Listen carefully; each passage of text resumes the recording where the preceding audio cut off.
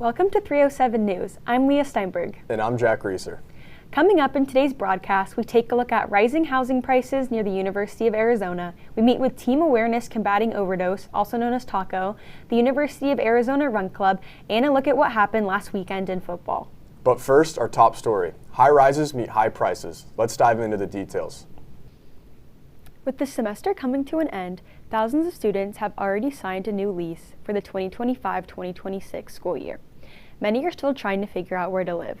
Location, pricing, management, safety, and amenities are all factors in deciding where to sign. Many housing complexes in Tucson raise their prices every year, even for tenants who are re-signing. This makes it challenging for students to decide where to live, as some can't afford the increases in rent. Even with the increasing rent and troubles, these apartment complexes have thousands of students living in them, and many more want to. There have been construction on a new apartment on Park Avenue for the past few months. This 10-story complex will hold hundreds of students. The apartments off campus are known for high prices and poor management, but students stay due to location near campus. We got some insight into the Parker, an apartment complex on Park Avenue. Let's see what they have to say. I sympathize with them, but I also understand all of the companies that own the high-rises are still running businesses. But they're also making sure that we're all in a safe environment, we're close to campus, and everything is priced appropriately for what we offer. Almost all the high-rises have rooftop pools, which is pretty unique, along with the other amenities. Some have saunas, they have gyms, so you don't really need to spend money on gym memberships. They have parking garages, so you know your car's safe, different things like that, to kind of counterbalance the prices. Team Awareness Combating Overdose, or TACO, is a national organization that began an affiliate at the U of A in the fall of 2022. Their mission is to prevent drug overdoses and educate students on how to use them in a safe way. Carly Siegel has more.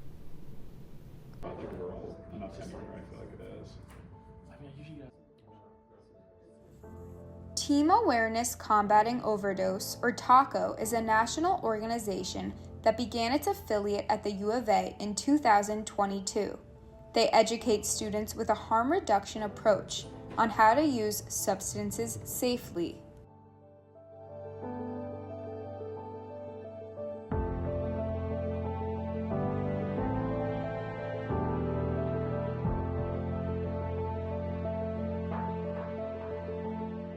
Friends, family, and close people in my life who have either struggled with substance use or have actually experienced an overdose too. So it's something that's very near and dear to my heart. Yeah, so I think it's definitely a fulfilling experience, especially too having come from a background where people maybe struggle with that, either like in my high school or when I first came to college too. I think it's really rewarding to see the return on that work and then how it may benefit either people who I know or people in the same demographic where maybe they've struggled with that in the past.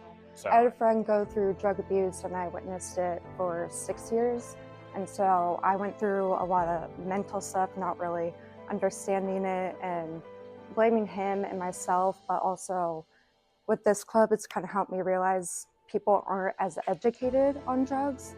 And a lot of people do try to stop people and kind of tell them what to do. But this club has really shown me to educate people to make informed decisions about whether they want to take drugs and if they do, just to keep themselves safe. I think coming to Tucson really opened my eyes to how widespread this epidemic is. Growing up, I didn't really learn at all about it. It wasn't something that was ever taught by my parents, by my teachers, by anyone around me.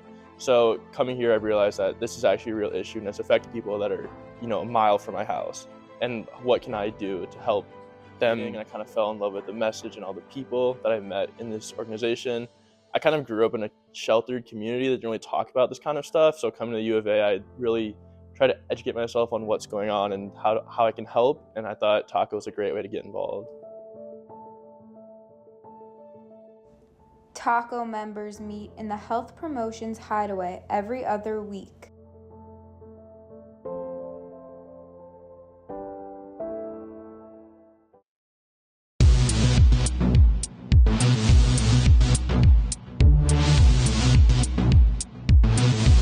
Welcome to 307 Sports News. I'm Blake Litzkin. And I'm Grace Carnell. The stage was set this past Saturday for an exciting game as the Wildcats took on the Sun Devils in the highly anticipated Territorial Cup.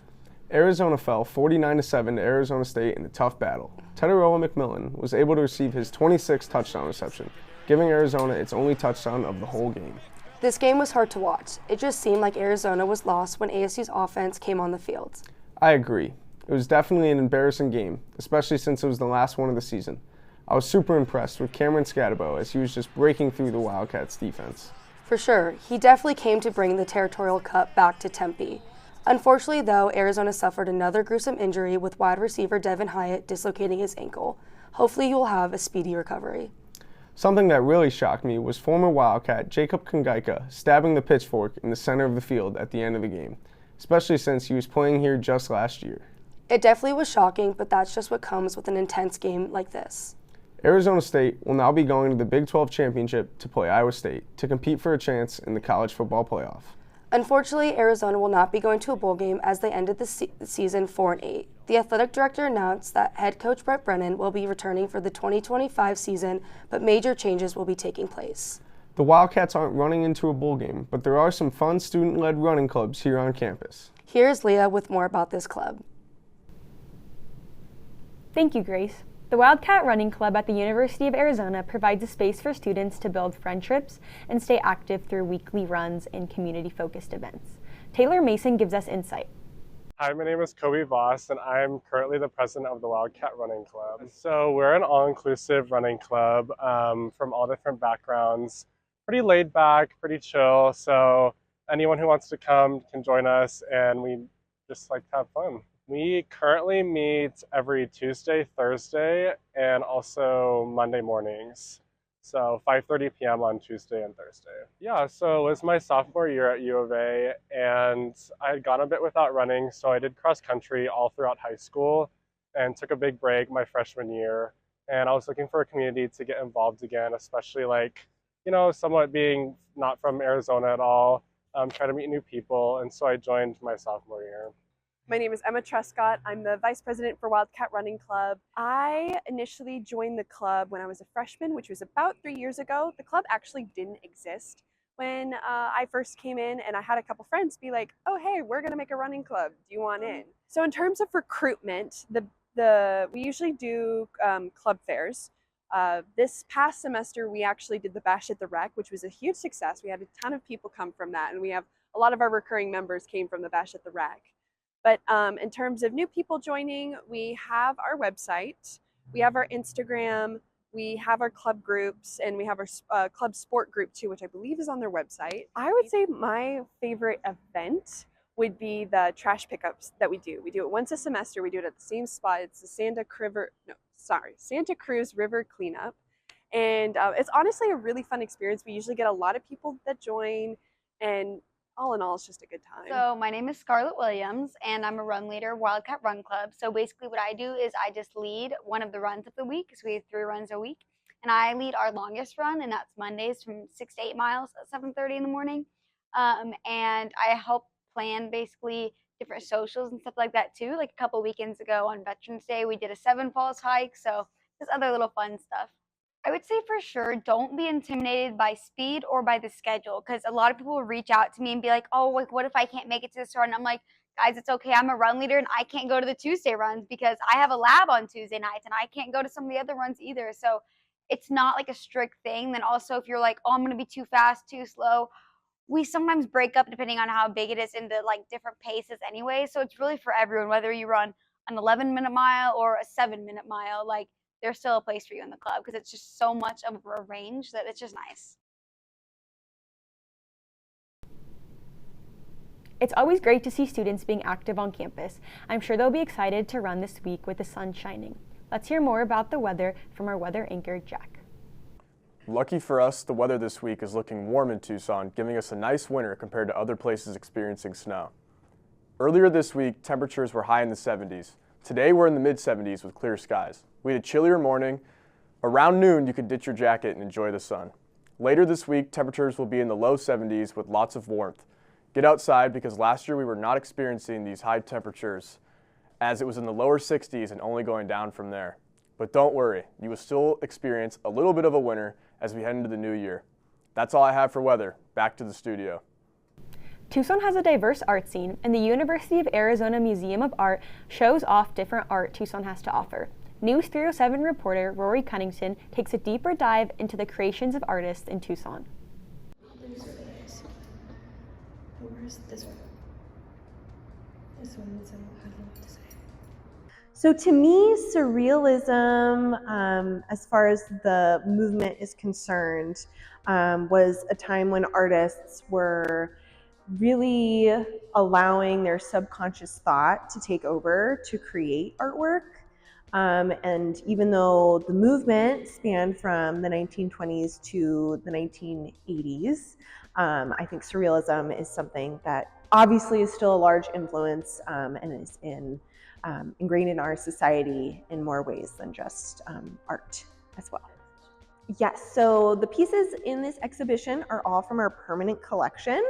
We have up around 7,000 objects in our collection and quite a few surrealist artworks. So it was kind of difficult to select, I will say. We have so many wonderful ones, and that's really how I selected this from our permanent collection, and then really just selecting based on aesthetic value and the stories the works tell, and also the conditions of the objects as well. My favorite piece, well, this right here is one of my favorite pieces. It's by Leticia Tarago. It's titled Grandmother Image Number 9. And this is one of my favorite works because it incorporates some more realistic imagery with the surrealism. There are two figures who are floating through outer space, but they don't really seem to be affected by gravity, and even a picture within a picture with the framed image in the background. My name is Natalie Ballesteros. I am 20 years old and my major is special education. I had nothing to do and I had been hearing about it, so I wanted to come look at all the art. Well, when you're little, I feel like you always want to draw stuff, but then I realized that I was low-key kind of good at it. So my mom would get me these art books that I would be able to draw in, and my dad's a really good artist too, so he used to help me with all my projects. And from then on, I just started drawing, and I kind of do it in my free time whenever I don't have anything to do. My name is McKenna Carrot. I'm a junior and my major is fine arts. I went for one of my classes. We had to write about an exhibition at the Museum of Art, and I chose that one. I learned about surrealism in an art history class in high school, and then I've also taken 2 art history classes at the U of A. One was European, one was American, and it talked about surrealism a lot. I think surrealism is really cool to look at because at first it seems realistic, and then when you look at it more, you're like, whoa. Thank you for watching 307 News. I'm Leah Steinberg. And I'm Jack Reeser. Have a good day and happy holidays, Wildcats.